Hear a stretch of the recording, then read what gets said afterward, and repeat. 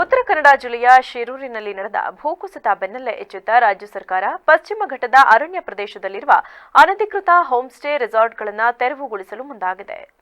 ಈ ಸಂಬಂಧ ಕೆಲವು ದಿನಗಳ ಹಿಂದೆ ಅರಣ್ಯ ಸಚಿವ ಈಶ್ವರ್ ಖಂಡ್ರೆ ಅವರು ಸುತ್ತೋಲೆ ಹೊರಡಿಸಿದ್ದು, ಪಶ್ಚಿಮ ಘಟ್ಟದಲ್ಲಿ 2015ರಿಂದ ಈಚೆಗೆ ಆಗಿರುವ ಎಲ್ಲ ಅರಣ್ಯ ಒತ್ತುವರಿ ತೆರವುಗೊಳಿಸುವಂತೆ ಸೂಚನೆ ನೀಡಿದರು. ಇದೀಗ ಎಲ್ಲ ಮುಖ್ಯ ಅರಣ್ಯ ಸಂರಕ್ಷಣಾಧಿಕಾರಿ, ಅರಣ್ಯ ಸಂರಕ್ಷಣಾಧಿಕಾರಿಗಳಿಗೆ ಪತ್ರ ಬರೆದಿರುವ ಅಪರ ಪ್ರಧಾನ ಮುಖ್ಯ ಅರಣ್ಯ ಸಂರಕ್ಷಣಾಧಿಕಾರಿ ವಸ್ತುನಿಷ್ಠ ಮಾಹಿತಿಯನ್ನ ಕೂಡಲೇ ಸಲ್ಲಿಸುವಂತೆ ಸೂಚಿಸಿದ್ದಾರೆ. 2015ರ ನಂತರದಲ್ಲಿ ರಾಜ್ಯದ ಪಶ್ಚಿಮ ಘಟ್ಟ ಮತ್ತು ಇತರ ಘಟ್ಟ ಪ್ರದೇಶದಲ್ಲಿ ಅರಣ್ಯ ಒತ್ತುವರಿ ಮಾಡಿ ನಿರ್ಮಿಸಿರುವ ಅಕ್ರಮ ರೆಸಾರ್ಟ್, ಹೋಂಸ್ಟೇ, ತೋಟ, ಬಡಾವಣೆ ಹಾಗೂ ಇನ್ನಿತರ ಅರಣ್ಯ ಒತ್ತುವರಿ ಪ್ರಕರಣಗಳಿಗೆ ಸಂಬಂಧಿಸಿದಂತೆ ವೈಯಕ್ತಿಕ ಗಮನ ಹರಿಸಿ ಪರಿಶೀಲಿಸಿ ವಸ್ತುನಿಷ್ಠ ಮಾಹಿತಿಯನ್ನ ಕೂಡಲೇ ಸಲ್ಲಿಸಲು ನೀಡಿರುವ ನಿರ್ದೇಶನಗಳನ್ನು ಪುನರುಚ್ಚರಿಸಲಾಗಿದೆ ಎಂದು ಪತ್ರದಲ್ಲಿ ತಿಳಿಸಲಾಗಿದೆ. ಸ್ವಾಭಾವಿಕ ಪ್ರಕೃತಿ ದತ್ತವಾದ ಪಶ್ಚಿಮ ಘಟ್ಟದ ಗುಡ್ಡಗಳು ಮತ್ತು ಶೋಲ ಅರಣ್ಯಗಳ ತಲೆ ಕಡಿದು ಕಾಫಿ ತೋಟ, ಮನೆ, ಹೋಂಸ್ಟೇ, ರೆಸಾರ್ಟ್ ಮಾಡುತ್ತಿರುವುದರಿಂದ ಹಾಗೂ ಬೇರಿನಿಂದ ಗಟ್ಟಿಯಾಗಿ ಮಣ್ಣು ಹಿಡಿದಿರುವ ಬೃಹತ್ ಮರಗಳ ಕಡಿತಕ್ಕೆ ಅವೈಜ್ಞಾನಿಕವಾಗಿ ಗುಡ್ಡ ಕತ್ತರಿಸಿ ನಿರ್ಮಿಸುವ ರಸ್ತೆಗಳಿಂದ ಇಂತಹ ದುರಂತ ಮರುಕಳಿಸುತ್ತಿದೆ ಎಂದು ತಜ್ಞರು ಅಭಿಪ್ರಾಯಪಟ್ಟಿರುವುದನ್ನು ಸರ್ಕಾರ ಗಂಭೀರವಾಗಿ ಪರಿಗಣಿಸಿದೆ.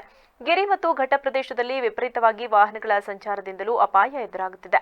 ವಾರಾಂತ್ಯದಲ್ಲಿ ಪ್ರವಾಸ ಚಾರಣದ ಹೆಸರಿನಲ್ಲಿ ಗಿರಿ ಮತ್ತು ಕಾನನ ಪ್ರದೇಶಕ್ಕೆ ಸಾವಿರಾರು ಸಂಖ್ಯೆಯಲ್ಲಿ ಜನರು ಬರುವುದು ಇಂತಹ ದುರಂತಗಳಿಗೆ ಪೂರಕವಾಗಿದೆ.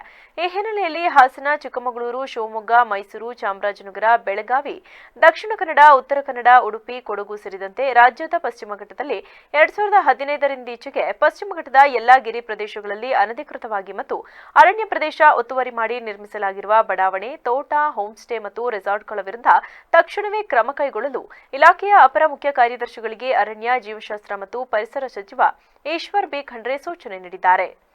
ಈ ಬಗ್ಗೆ ಮಾತನಾಡಿದ ಸಚಿವ ಈಶ್ವರ್ ಖಂಡ್ರೆ, ರಾಜ್ಯದ ಪಶ್ಚಿಮ ಘಟ್ಟಗಳಲ್ಲಿ 2015ರ ನಂತರ ಅರಣ್ಯ ಒತ್ತುವರಿ ಮಾಡಿಕೊಂಡು ಅನಧಿಕೃತವಾಗಿ ನಿರ್ಮಿಸಿರುವ ಹೋಂಸ್ಟೇ, ರೆಸಾರ್ಟ್ ತೆರವಿಗೆ ಕ್ರಮ ಕೈಗೊಳ್ಳಲಾಗಿದೆ.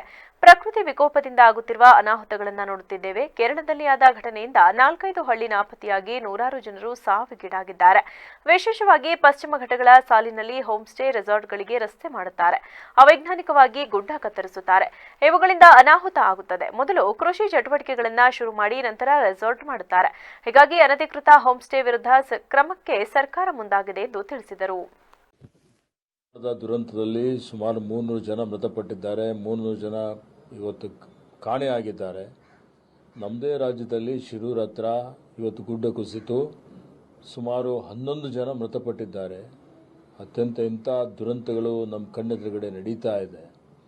ಇದನ್ನು ತಪ್ಪಿಸುವಂಥ ಒಂದು ಜವಾಬ್ದಾರಿ ನಾವು ಮುಂದಾಲೋಚನೆ ಇಟ್ಕೊಂಡು ಮುಂದೆ ಈ ರೀತಿ ಪುನರಾವರ್ತನೆ ಆಗದ ರೀತಿಯಲ್ಲಿ ನೋಡಿಕೊಳ್ಳಬೇಕು ಅಂತೇಳಿ ಪ್ರತಿಯೊಬ್ಬರು ಆತ್ಮಾವಲೋಕನ ಮಾಡಿಕೊಳ್ಳಬೇಕಾಗಿದೆ.